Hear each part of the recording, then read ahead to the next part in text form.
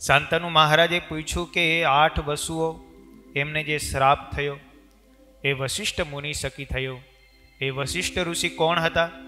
તેમણે વસુઓને શ્રાપ શા માટે આપ્યો? આશીષોએ એવું કયું કર્મ કર્યું હતું કે જેથી કરીને મનુષ્ય લોકમાં હવે રહેશે? વસુઓએ મનુષ્ય યોનિમાં શા માટે જન્મ લીધો? આ બધી વાત તમે મને વિસ્તારપૂર્વક કહો. એટલે ગંગાજી હવે 8 વસુઓને જે શ્રાપ થયો એની કથા કહે છે. ગંગાજીએ કહ્યું કે વિશ્વવિખ્યાત વશિષ્ઠ મુનિ એ વરુણના પુત્ર છે. મેરુ પર્વત ઉપર સુંદર મજાનો એમનો આશ્રમ છે. એ જંગલની અંદર રહેલા આશ્રમમાં નિવાસ કરીને પોતાના પત્નીઓની સાથે રહે છે. એ વશિષ્ઠના પત્ની અરુંધતી પણ પતિવ્રતા છે. પોતાના હજારો શિષ્યોની સાથે એ મેરુ પર્વતની અંદર જંગલમાં નિવાસ કરીને રહે છે. એ વશિષ્ઠ ઋષિ યજ્ઞ પ્રિય છે. એ ખૂબ યજ્ઞ કરે છે. દેવતાઓએ પ્રસન્ન થઈને એ વશિષ્ઠ મુનિને કામધેનુ નામે, કામધેનુની જે પુત્રી નંદિની છે એ નંદિની ગાય એમને અર્પણ કરેલી છે.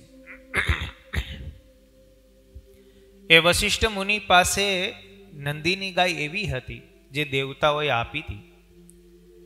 એ નંદિની ગાય પાસે જઈને વશિષ્ઠ મુનિ પોતાને જે વસ્તુની જરૂર હોય યજ્ઞ માટે, જે પણ કાંઈ સામગ્રીની જરૂર હોય એ બધી જ સામગ્રી નંદિની પૂરી પાડતી હતી.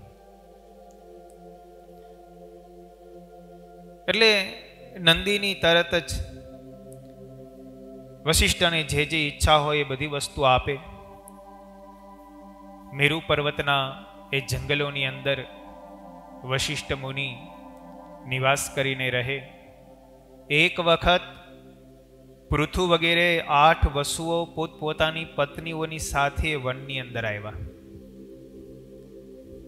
એ 8 વસુઓ જ્યારે પોતાની પત્નીઓની સાથે એ વનમાં આવ્યા, વનની અંદર ફરતા હતા, એમાં એક વસુની પત્નીની નજર નંદિની ગાય ઉપર પડી. એ નંદિની ગાય ઉપર નજર પડી એટલે નંદિની ગાય એમને ગમી ગઈ. ઋષિ કુમારો ત્યાં રહેતા હતા. એ ઋષિ કુમારો પાસેથી એ વસુની પત્નીએ વાત જાણી કે આ ગાય કોની છે. એટલે ઋષિ કુમારોએ કહ્યું કે આ નંદિની ગાય છે, વશિષ્ઠ ઋષિની છે, કામધેનુ ગાયની પુત્રી છે, અને જે વસ્તુનો સંકલ્પ તમે એમની સન્મુખ કરો ને એ વસ્તુઓને આપનારી એ અત્યંત પવિત્ર ગાય છે. એ ગાય માટે તો એવું કહેવાય છે કે જે કોઈ મનુષ્ય ગાયનું દૂધ પીવે એમની 10,000 વર્ષની આવરદા થઈ જાય અને એમને ક્યારેય પણ વૃદ્ધાવસ્થા ના આવે. આવી એ નંદિની ગાયનું દૂધ હતું. દેવતાઈ ગાય છે, કામધેનુની પુત્રી છે, એના દૂધની અંદર એવી શક્તિ હતી. જે વસ્તુનો એની પાસે ઉભા રહીને સંકલ્પ કરો એ વસ્તુ તરત આપે એવી હતી. એટલે વસુની પત્ની હતી, એ વસુની પત્નીને થયું કે મારે આ ગાય જોઈએ છે. એ વસુની પત્નીએ પોતાના પતિ દેવ નામના વસુ હતા, એ દેવ નામના વસુ પાસે જઈને કહ્યું કે મને આ ગાય તમે કોઈ પણ સંજોગે અપાવો. જંગલની અંદર ગાય ચરતી હતી, ઋષિકુમારો એમને ચરાવતા હતા. એટલે દેવ નામનો વસુ, 8 વસુમાંથી એક દેવ નામનો વસુ હતો, એ પોતાના મિત્રોને લઈને ગાય પાસે ગયો અને ગાયને હાકી આવ્યો. ગાયનું હરણ કરી એને લઈ ગયો. વસુઓ બધા પોતપોતાના સ્થાન ઉપર ગયા. આ દેવ નામનો વસુ પણ નંદિની ગાયને લઈને આવતો રહ્યો. આ બાજુ મહર્ષિ વશિષ્ઠ ફળફૂલ લેવા માટે આશ્રમથી બહાર ગયા હતા. જ્યારે પોતાના આશ્રમમાં આવ્યા, ઋષિકુમારોએ કહ્યું કે વસુઓ આપણી ગાયને હાકી ગયા છે.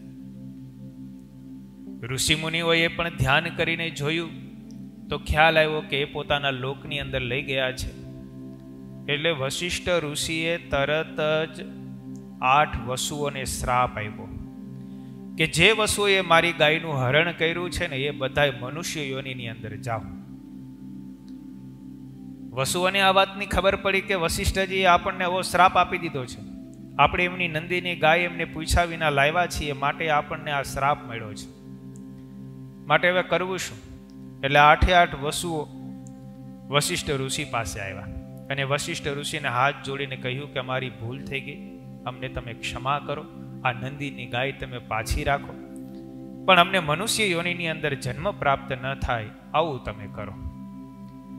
વશિષ્ઠ ઋષિ કહે છે, મેં શ્રાપ એકવાર આપી દીધો એટલે તમારે મનુષ્ય યોનિમાં જન્મ તો લેવો પડશે, પણ હું તમને એવું વરદાન આપું છું, તમે જન્મતાની સાથે જ પાછા તમારા લોકને પ્રાપ્ત થશો.